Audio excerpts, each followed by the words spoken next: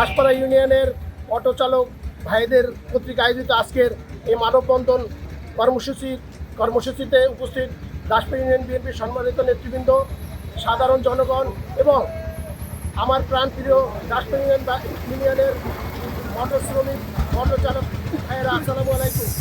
এবং আমার সামনে উপস্থিত সাংবাদিক ভাইয়েরা, সবাইকে জানাচ্ছি দাসপাড়া ইউনিয়ন বিএনপির পক্ষ থেকে সংগ্রামী শুভেচ্ছা ও অভিনন্দন।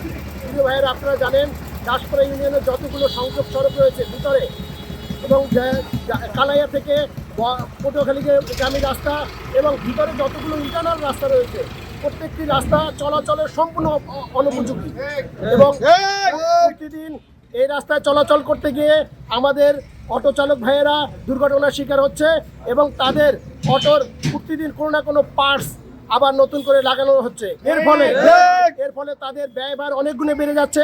এরা খেটে খাওয়া মানুষ, এরা যে জীবনযাপন করবে, জীবন নির্বাহ করবে, এরকম কোনো দিন শেষে তাদের হাতে কোনো টাকা থাকে না এবং যারা সাধারণ যাত্রী রয়েছে তারাও প্রতিদিন দুর্ঘটনার শিকার হচ্ছে।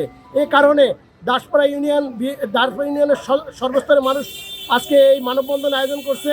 আপনাদের মাধ্যমে আমরা প্রশাসনের ঊর্ধ্বতন কর্মকর্তাদের দৃষ্টি আকর্ষণ করছি, তারা যেন অনতিবিলম্বে এই রাস্তাঘাটের সংস্কারের আশু পদক্ষেপ গ্রহণ করেন। অন্যথায় আমরা আগামী 15 দিন পরে উপজেলা প্রশাসনের কার্যালয় ঘেরাও করব দাসপাড়ার মানুষকে সাথে নিয়ে, এবং তাতেও যদি কোনো কার্যকর ব্যবস্থা গ্রহণ করা না হয় এরপরে আমরা বৃহত্তর আন্দোলন করব। আপনারা জানেন এই আন্দোলনে সর্বস্তরের মানুষ, দাসপাড়া ইউনিয়নের সর্বস্তরের মানুষের সমর্থন রয়েছে। আমরা তারপরও আহ্বান জানাচ্ছি, দলমত, পথ, ধর্মবর্ণ নির্বিশেষে দাসপাড়ার সকল মানুষ এগিয়ে আসুন। দাসপাড়ার উন্নয়নে আমরা একাত্মবদ্ধ হয়ে কাজ করব ইনশাআল্লাহ।